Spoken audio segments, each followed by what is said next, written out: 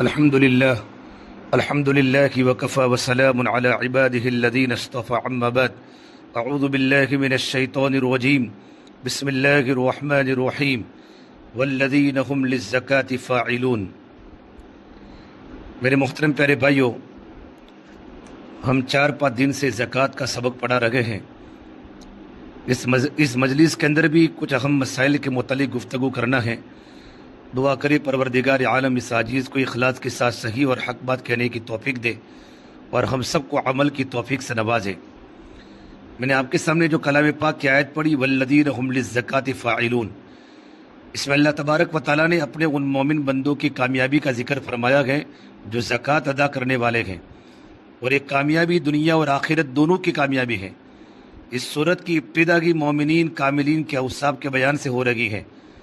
جن میں سب سے پہلے ان مومنین کا ذکر ہے جو خشوع خضوع کے ساتھ نماز قائم کرتے ہیں۔ قد افلح المؤمنون الذین هم فی صلاتهم خاشعون۔ اس کے بعد ہے والذین هم عن اللغو معرضون،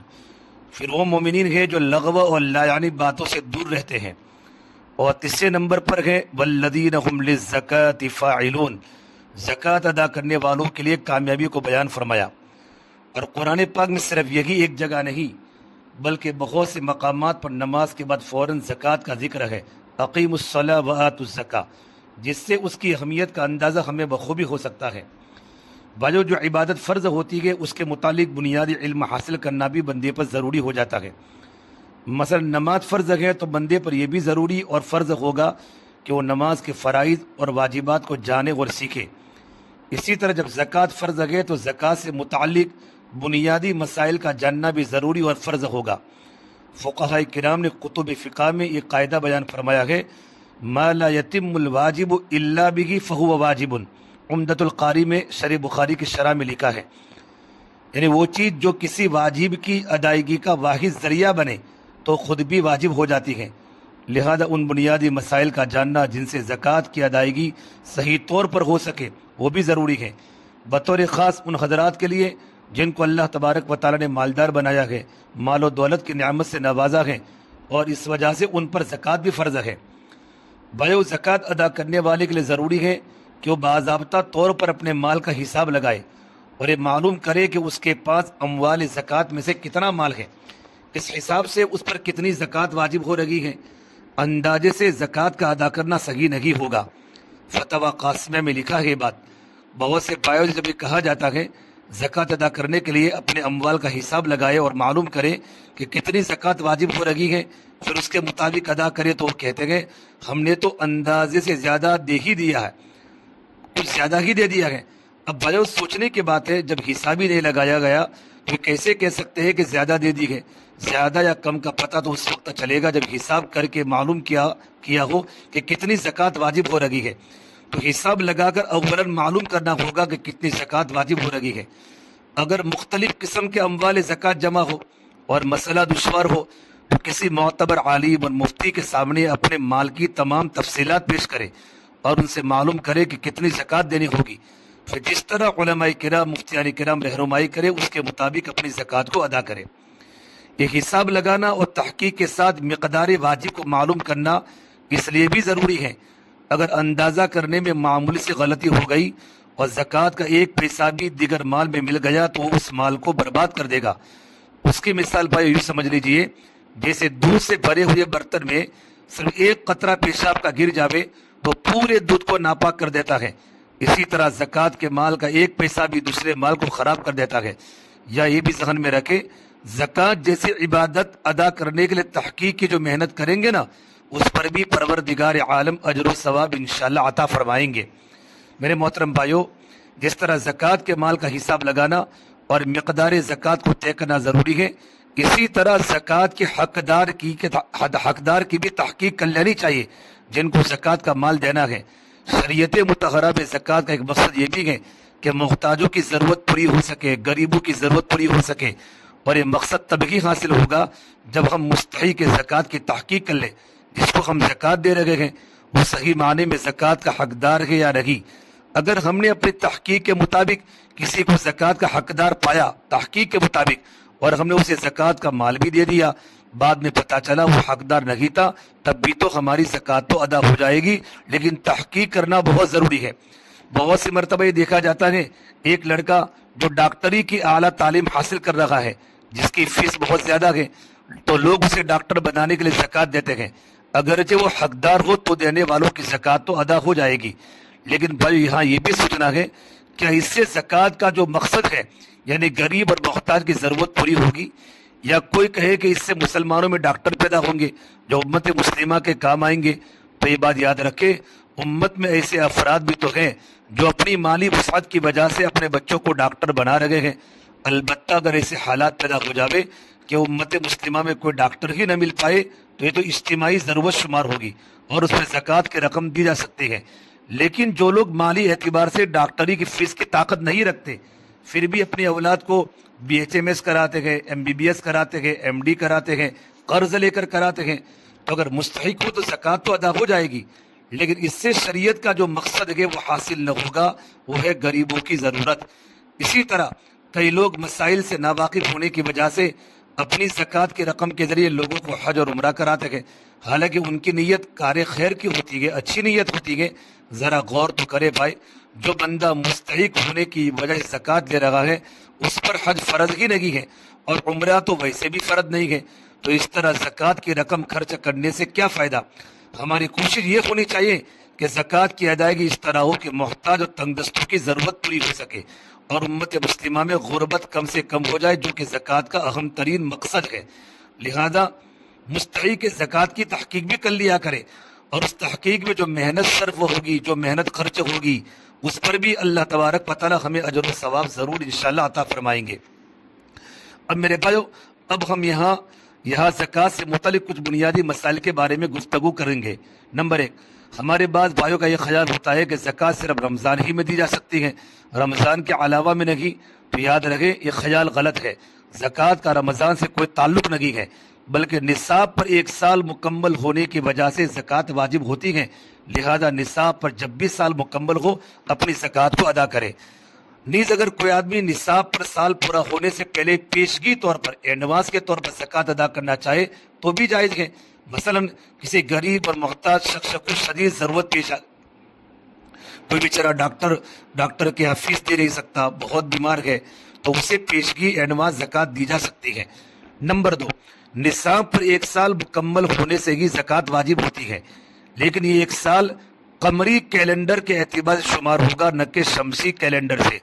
اردو تاریخ کا اعتبار ہوگا، انگریزی تاریخ کا اعتبار نہیں ہوگا۔ قمری کیلنڈر یعنی مہینوں کی وہ ترتیب جسے ہجری کہا جاتا ہے، جس میں سال کی ابتدا محرم الحرام کے مہینے سے شروع ہوتی ہے، اور شمسی کیلنڈر کا مطلب یہ ہے جس میں سال کی ابتدا جنوری سے ہوتی ہے، اور اسے عیسوی کیلنڈر کہا جاتا ہے۔ دونوں کے درمیان فرق ہوتا ہے کہ قمری یعنی چاند کے اعتبار سے سال کے دن تقریباً 360 ہوتے ہیں، جبکہ شمسی حساب سے، انگریزی حساب سے سال کے دن تقریباً 365 ہوتے ہیں۔ اسی وجہ سے قمری اعتبار سے سال جلدی مکمل ہوگا شمسی حساب کے مقابلے میں۔ لہذا میرے بھائیو، ابھی معلوم کرنے کے لیے نصاب پر 1 سال مکمل ہوا یا نہیں، سب سے پہلے وہ دن معلوم کیا جائے جب پہلی مرتبہ نصاب کے مالک ہوئے تھے، پہلی مرتبہ ہم مالدار بنے تھے، ہمارے پاس 52.5 تولہ چاندی کی قیمت کے برابر ہمارے پاس پیسہ آ چکا تھا، سونا آ گیا ہو، چاندی آیا ہو، یا ہمارے پاس کیش اماؤنٹ تھا، یا تجارت کا مال اتنا ہو چکا تھا کہ پہلی مرتبہ جب میں مالدار بنا، نصاب کا مالک بنا۔ بطور مثال کوئی انسان 12 ربیع الاول کو مالدار بنا، یعنی نصاب کا مالک بنا، 52.5 تولہ چاندی کے برابر قرضے کو مائنس کر کے اتنی رقم اس کے پاس آ گئی، تو اب سال کی ابتدا 12 ربیع الاول سے ہوگی۔ دوسرے سال جب 12 ربیع الاول 1 سال پورا ہونے کے بعد، اس وقت بھی اگر وہ نصاب کا مالک ہو تو اس پر زکوٰۃ واجب ہو جائے گی۔ اس دن اس کے پاس جتنا بھی ہو، 1 دن پہلے آیا ہو، 1 مہینے کے پہلے آیا ہو، سونا ہو، چاندی ہو، کیش رقم ہو یا تجارت کا مال ہو، آئندہ سال 12 ربیع الاول کو جتنا اس کے پاس ہوگا اس کا 3.5%، اس کا 2.5%، 40واں حصہ اس کو دینا پڑے گا۔ ہاں البتہ سال کے درمیان اگر مال نصاب کم ہو جائے تو اس کا اعتبار نہیں ہوگا، سال کے دونوں سرے، دونوں کنارے یعنی ابتدا اور انتہا کا اعتبار ہوگا۔ اب سال کی ابتدا میں اور سال کے لاسٹ میں نصاب کا مالک ہے تو زکوٰۃ واجب ہو جائے گی۔ 12 ربیع الاول کو نصاب کا مالک بنا تھا، آئندہ سال 12 ربیع الاول کو اگر وہ نصاب کا مالک ہے تو اس پر زکوٰۃ ہوگی۔ جب سال مکمل ہو جائے تو رمضان کا انتظار نہیں کرنا ہے، جب رمضان کا مہینہ آئے گا تب زکوٰۃ دیں گے، بلکہ 12 ربیع الاول ہی کو زکوٰۃ کا مال علیحدہ کر لے اور اسے حقداروں تک پہنچا دے۔ ایک میں نے 12 ربیع الاول کی مثال دی ہے۔ انسان اسلامی تاریخ کے الگ الگ اسلامی مہینے کے الگ الگ ڈیٹ میں الگ الگ تاریخ میں مالدار ہوتا ہے۔ اگر کسی کو یہ بھی معلوم نہ ہو کہ وہ پہلی مرتبہ نصاب کا مالک کب بنا تھا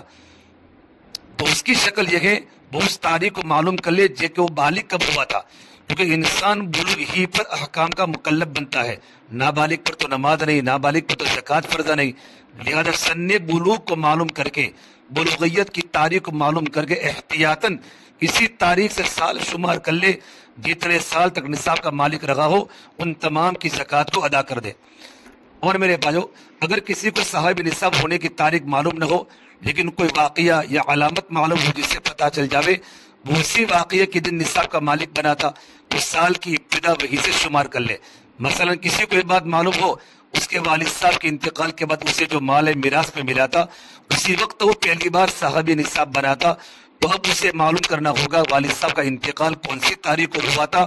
اردو کی تاریخ، وہاں سے ایک سال اپنا شمار کر لے۔ نمبر 3، ہمارے بہت سے بھائیوں کو ناواقفیت کی وجہ سے مغالطہ ہوتا ہے کہ گھر کے سارے افراد کے مال کو ملا کر ایک نصاب بنتا ہے۔ یہ بالکل غلط ہے، یہ غلط ہے۔ سنو، زکوٰۃ بھی نماز اور روزے کی طرح ہر فرد پر علیحدہ فریضہ ہے، لہذا شوہر کا نصاب الگ شمار ہوگا، بیوی کا الگ شمار ہوگا، بالغ اولاد میں سے ہر بچے کا نصاب الگ الگ شمار ہوگا۔ اگر تمام افراد نصاب کے مالک ہیں تمام پر الگ الگ نصاب کی مقدار کے مطابق زکوٰۃ واجب ہوگی۔ البتہ اگر بیوی کی زکوٰۃ اگر شوہر دے دے لیکن تو بیوی کی اجازت بہت ضروری ہے، اور اگر بچوں کی زکوٰۃ اگر اس کا باپ دے تو بچوں سے اجازت دے دے زکوٰۃ کا پیسہ۔ البتہ اگر شوہر کنجوس ہے اور بیوی کے مال کی زکوٰۃ نہیں دے سکتا اور بیوی یوں کہ میرے پاس پیسے نہیں ہے تو نہیں چلے گا، اپنا سونا تھوڑا سا بیچ کر اپنی زکوٰۃ کو دینا ضروری ہوگا۔ نمبر 4، نصاب کا مالک بننے کے بعد سال بھر جتنی زیادتی اس مال پر ہو تمام پر زکوٰۃ واجب ہوگی۔ 12 ربیع الاول کو ہمارے پاس صرف 40,000 روپے تھے، ہم نصاب کے مالک بنے، آئندہ سال 12 ربیع کو ہمارے پاس 10 لاکھ روپے ہو گئے تو ان تمام مال پر زکوٰۃ واجب ہوگی۔ نصاب کا مالک بننے کے بعد ہر مال پر علیحدہ طور پر سال گزرنا ضروری نہیں ہے، ہر پیسے پر سال گزرنا ضروری نہیں ہے۔ مثلا کسی بچے نے اپنے پیسے جمع کر رکھے تھے، جب وہ بالغ ہوا تو اس کے پاس نصاب کے بقدر مال تھا، مثلا 25 سے 27,000 روپے اس کے پاس تھے۔ اب اس کے والد نے ان پیسوں کو تجارت میں لگایا جس میں نفع ہوا، اب وہ نفع ملا کر سال کے آخر دن 5 لاکھ روپے ہو گئے، تو اب زکوٰۃ ان 5 لاکھ روپیوں پر دینی ہوگی، 25 یا 27,000 پر نہیں۔ شریعت مطہرہ کے اس حکم کے اندر بہت بڑی حکمت ہے، اس میں آسانی ہے، حساب لگانا مشکل نہیں ہوتا۔ مان لو اگر اضافہ شدہ منافع میں سے ہر ایک پر ایک سال شمار کرنا ہو تو کتنا مشکل ہو جائے گا، خصوصاً تاجر لوگ، بزنس مین جو روزانہ کچھ نفع حاصل کرتے ہیں، کچھ نقصان بھی برداشت کرتے ہیں، ان کے لیے تو ہر مال کا علیحدہ حساب لگانا اور بھی مشکل ہو جاتا ہے۔ نمبر 5، زکوٰۃ ادا کرنے میں آسانی ہو اس کے لیے بات ضروری ہے